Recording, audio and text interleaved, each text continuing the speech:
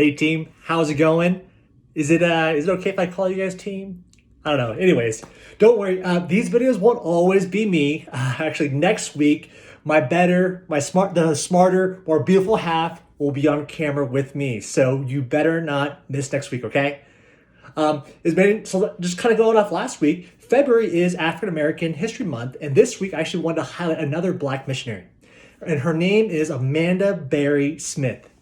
Amanda, by many credible accounts, was the first African American to serve overseas in an international context. Amanda was born in 1837 into slavery, and her father worked fields in the daytime, and at nighttime he made brooms and floor mats in order to save enough money to buy his family's freedom. Amanda's family, they actually moved to York, Pennsylvania, and their farm actually became part of the Underground Railroad network, which provided shelter to slaves. Amanda's dad and mother, because of their involvement in the Underground Railroad network, they were beaten and stabbed on several occasions. Amanda's missions journey actually began in the second half of her life. She was married twice, and both her husbands passed away. And after their passings, friends actually encouraged Amanda to bring her gift of evangelism overseas. In short, Amanda, she spent time serving in England, in India, and then almost a decade in Liberia. One of the Methodist bishops in Calcutta, India, wrote this: "During the 17 years that I have lived in Calcutta, I have never known anyone who could draw and hold so large of an audience as Mrs. Smith. As a preacher of Christian truth, I have learned more from Amanda Smith than any other person I have ever met." Later, Amanda actually returned home to Chicago, where she founded an orphanage for Black children. Amanda later died in 1915 at the age of 78. And her funeral drew one of the largest crowds in all of Chicagoland region. And I'm just thinking, like, there's so many men and women who serve God faithfully, and here's just another account here of Amanda Smith. Thanks for just spending some time learning about missions history with me. I'd encourage you guys to Google some more missionaries and learn their stories. On a more personal level, Becky and I have praise God, we have found renters for our home in Denver. Yay. The couple will be moving in on May 1st.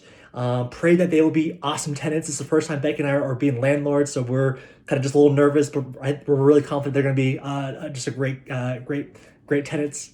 Also, you can be praying for the mission home that Becky and I will be moving into.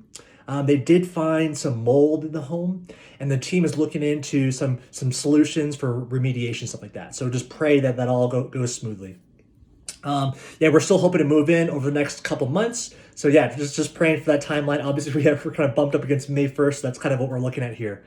And lastly here, to close, I just wanted to share a few reflections about many of us have seen what's been happening at Asbury University. In case you haven't heard, a bunch of students, they actually returned back to chapel. So at Asbury University, they were having chapel. Someone gave a message. Students left. Some students came back, and they came back to confess sins, to pray, and to worship. And this little kind of gathering here sparked 13 days, 24/7, over 300 hours of continuous prayer and worship and testimonies. And now, if you've ever been on a college campus, a Christian college campus before, there's oftentimes there's a weekly, or they have it multiple times throughout the week, a thing called chapel, where students are actually required to attend. And on most campuses, there's actually a policy where you're only allowed to skip like 1 or 2 chapels a semester. So the first thing that jumped off the page to me was the fact that students went back to chapel. Most students are trying to get out of chapel, or they're looking for ways to act like they're at chapel or something like that. And this kind of movement here, it's brought in over when I was looking up online, over 100,000 people who came to visit and participate in this revival. And as I kind of was reading online and on social media and stuff like that, I was just reading through and just, there were many people that actually criticized this and said, this is not a true revival. There's others that kind of criticized and said that, you know what, like, this does not look like a move or an act of God. And I'm not here to kind of pick sides or, whatever, or debate, stuff like that. But it did remind me of the book of Acts. One of the most common reactions to the early church was confusion and criticism. And I'm not here to say that we shouldn't be discerning or anything like that. But what I am wondering is I'm wondering if we have normalized the familiar too much sometimes. Oswald Chambers, the author of one of my favorite daily devotions, My Utmost for His Highest, he once wrote this. As a servant of God, we must learn to make room for Him, to give God some elbow room. We plan and figure and predict that this or that will happen, but we forget to make room for God to come in as He chooses. Would we be surprised if God came into our meeting or into our preaching in a way that we had never expected Him to come? Do not look for God to come in a particular way, but do look for Him. The way to make room for Him is to expect Him to come, but not in a certain way. No matter how well we may know God, the great lesson is to learn that He may break in at any minute.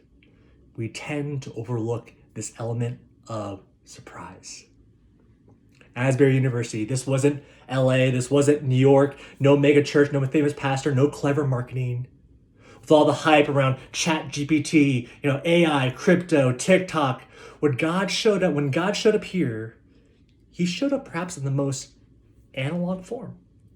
Asbury University, a small town in Kentucky, chapel led by an uninspiring preacher, simple worship, no fancy lights, no high-tech live stream, just a bunch of young people desperate for Jesus.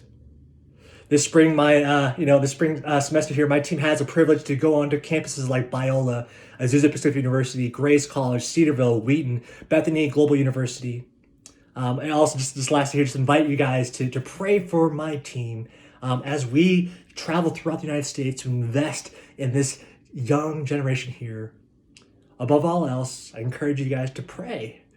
Pray that there will be a desperation for Jesus.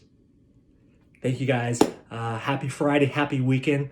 We'll see you guys next week. All right, bye.